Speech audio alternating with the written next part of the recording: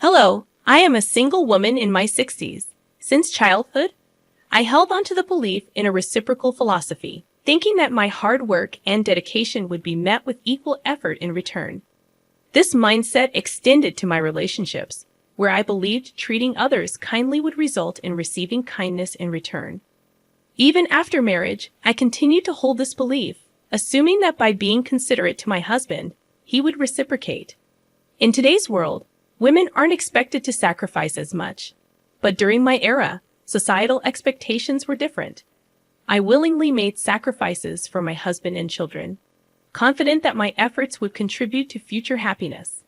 However, my marriage and family life didn't unfold as expected.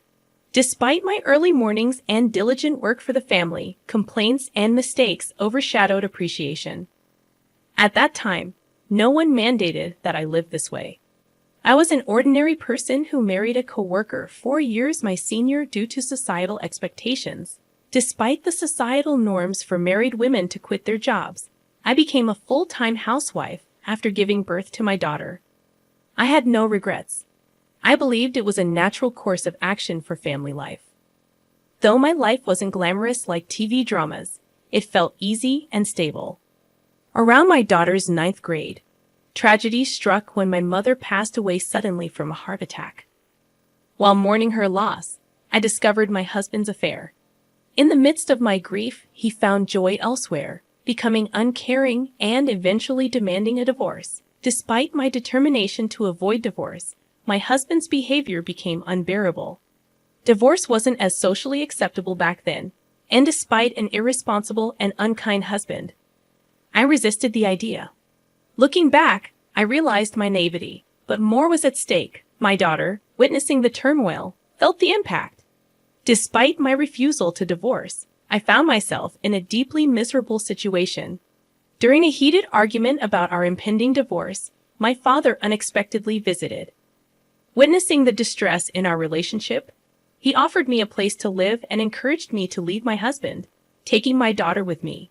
Having recently lost his wife, and observed his daughter in an unhappy marriage, my father convinced me that persisting in such a difficult situation was futile.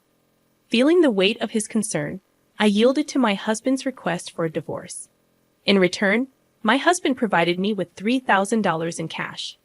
With my father's support, I secured a 2-bedroom townhouse to live in with my daughter, starting anew. I anticipated the need to work hard to support my daughter, fearing judgment from society for being a divorced woman with a daughter.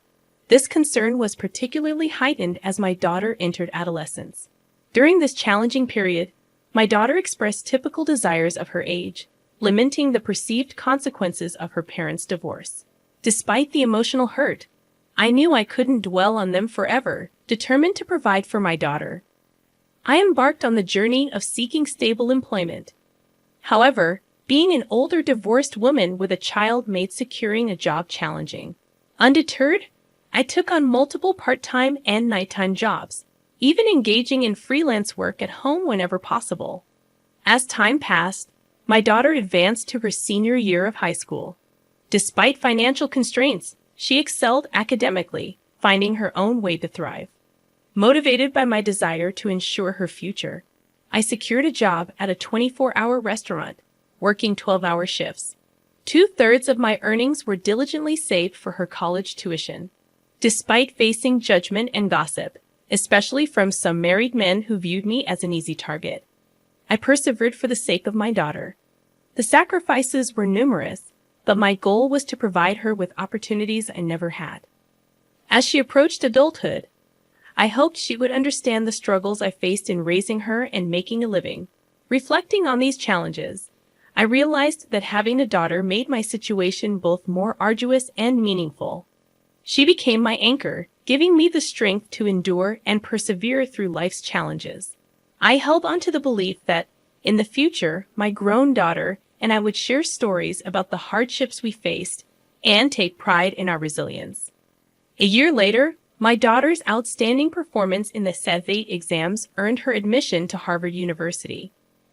A moment of immense joy that made all the previous struggles worthwhile. As she embarked on her college journey, I felt a mix of pride and emptiness. Though I had managed to provide for her education and housing, the absence of her daily presence at home left a void. We maintained close contact through phone calls, and during the initial months of her independence, our bond deepened. Her newfound affection and connection were a source of comfort, and I cherished our evolving relationship. Despite the challenges, my daughter graduated from college without financial setbacks, fulfilling a dream we had worked hard to achieve.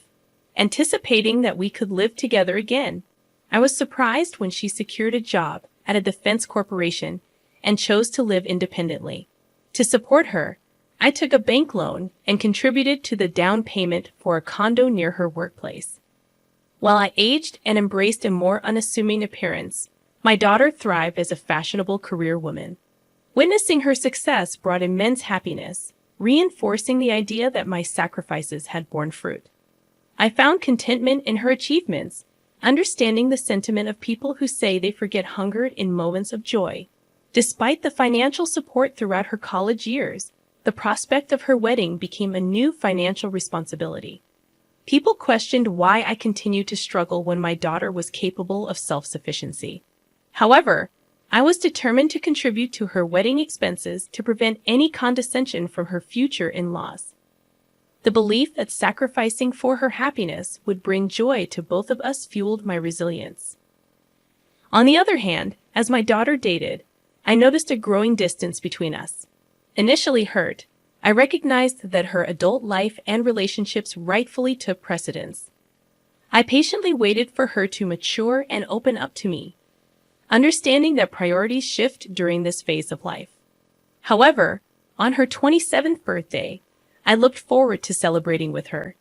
Yet she made it clear that she had plans with someone named Michael and dismissed any preparations.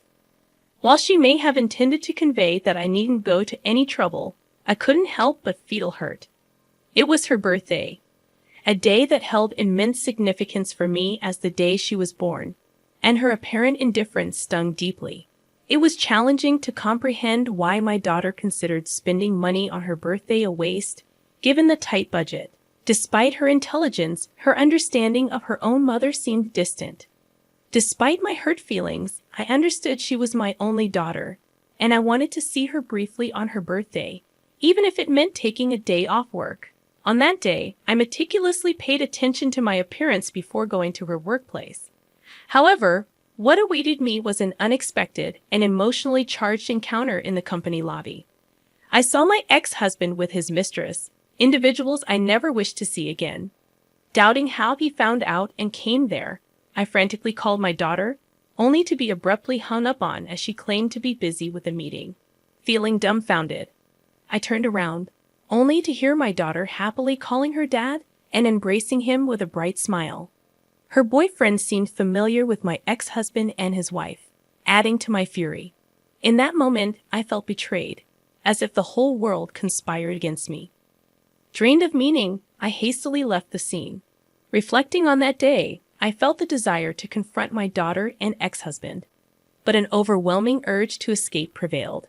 Despite my inner turmoil, I couldn't muster the courage to call my daughter. Unexpectedly, my daughter showed up at home one day, announcing her decision to get married and handing me an invitation card. The surprise turned into shock when I saw the names on the card. Although she was my daughter, I felt an intense urge to throw her out of the house. I questioned how she, my own daughter, could present such an invitation. I confronted her, expressing my hurt at being treated like a guest at her wedding, emphasizing my role as her mother. In response, my daughter apologized, stating she felt she had no choice. Despite her desire to marry Michael, she faced scrutiny from his parents over every detail about her. The situation left me grappling with complex emotions, torn between hurt and the desire to understand my daughter's perspective on her life-changing decision. The revelation from my daughter about her concerns regarding my divorced past and the challenges of being a single mother struck me deeply. She explained that revealing this truth could jeopardize her chances of marrying her boyfriend, as her potential in-laws might disapprove. In the face of this revelation, I couldn't help but express my frustration, reminding her of the sacrifices and struggles I endured to raise her, work at a restaurant, and fund her education. My daughter's response. However, her response stunned me. She dismissed the past, stating that her father and his new partner, the woman who played a role in breaking our family, had already met with her future in-laws. In her perspective, the present was what mattered most, and she prioritized her desire for a comfortable life over the difficulties we faced before. Feeling hurt and regretful, I spoke harshly to her for the first time in my life, expressing my disappointment in her attitude. In turn, she suggested that if I wanted to drop her from my life, I should repay her for the money I spent raising her.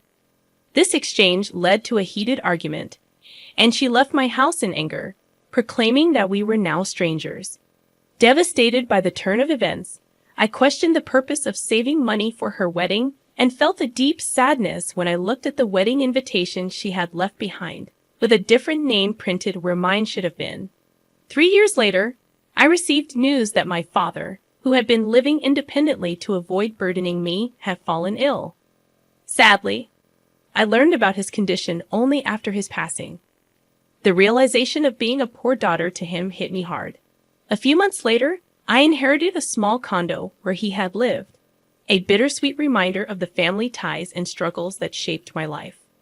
Upon realizing that I had money saved from my daughter's wedding in the savings account, I decided it was time to live for myself, even if it seemed somewhat late in life. I pondered the idea that in today's world, trusting only one child and sacrificing for them might not be the most fulfilling path. It was a realization that I should prioritize my own desires and needs before it became too late for me to enjoy life. As I contemplated this shift in perspective, a real estate broker and close friend from the restaurant where I worked suggested that I consider what I truly wanted to do. Despite societal expectations for women to sacrifice, I felt a desire to break free from that mold and live for myself. I harbored a feeling of regret and sorrow for the sacrifices I made over the years, and I yearned to pursue personal fulfillment. Inspired by my friend, I embarked on studying the real estate business and even delved into auction biddings. With some savings and money from selling my late father's condo, I seized the opportunity to take on a new challenge. In the surprising turn of events, I became a building owner overnight, residing in a prime location. 6 months later, after returning from a mountain climbing adventure, I found myself on the top floor of my building, now transformed into my home. Unexpectedly, someone knocked on my door, and I debated whether to pretend not to be home due to fatigue. However, curiosity prevailed, and I opened the door to find my pregnant daughter with a chubby-cheeked toddler in her arms.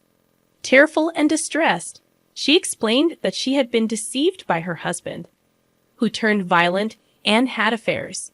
Faced with impending childbirth and raising her young daughter, she sought refuge with me, despite my initial shock and the lingering hurt from our previous arguments. I couldn't turn my back on my daughter in need.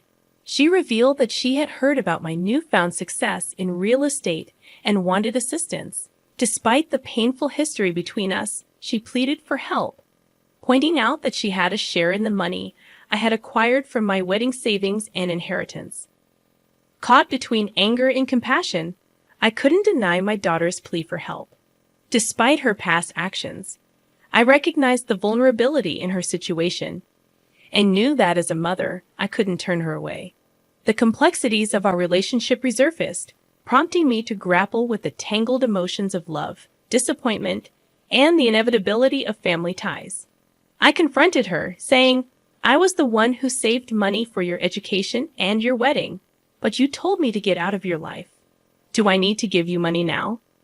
I only said that, but I didn't get any money back from you. It seems that in front of money, there is no use for the bond between a parent and a child. Now that you have money, you don't need a daughter, right? No matter what, I am still your daughter, so I have a right to your money too. I was once very proud of you, thinking that it was because of me that you were able to attend Harvard. But now I see that it was all in vain. I guess I was too busy making a living that I couldn't teach you to be a decent human being. I raised you as someone who is so selfish and can only think of yourself. I don't plan to give you 1 penny, so you can either go back to your husband or your wonderful father. You are too mean, Could you abandon your own daughter? Do you think other people would care for me at all? That wife already ran off with the money, and he has disappeared trying to look for her. If you abandon me, I'll become an orphan. Now I have a child and I'm pregnant, so how could you be so mean to me? Would you be happy if I died like that? When she screamed at me, I couldn't put up with her any longer, so I took out all the money I had in my wallet and threw it at her. Since you are acting so pathetic, I'll give you that. However, never come back to my house because I won't let you in. There's something that I learned in the meantime, just that your life is important. Now my life is important. You cannot put me in and out of your life at your whim. I coldly let my daughter and her child out of my house. Of course, I would not feel good about it since she was my daughter after all. However, I couldn't accept her because she still was as selfish as before, and I couldn't bury the past. However, I felt sorry for my little granddaughter, who was innocent and got kicked out together with her mom. After that, my daughter was too proud and never came to see me again. To be honest, I knew that she was such a daughter. So, has she repented for her past acts and begged me for forgiveness out of a quest? Pretending I was reluctant, but would have found ways to punish her wayward husband. But I was so disappointed that if she erased me from her life to marry her husband, she should have lived happily. Why did my husband and my daughter turn out that way, even though I lived a hard life? Now I see that the only person who is living a life the way I want to is only me alone. Thus, if anyone is living a life like I did on behalf of others, I want to say this one thing for sure. No matter how strong your relationship is with another person, be sure to take care of your life first.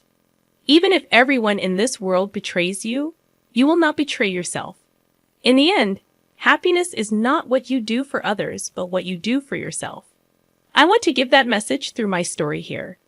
Even though it may seem like a life that's only felt half, I plan to try to fill that remaining half from now on for complete happiness. Thank you for listening to my story. I hope all goes well for you today, and good fortune will be with you. Please cheer for me and write your comments of wisdom in the comment section. Pressing like and subscribing is a big help to me. Have a wonderful day.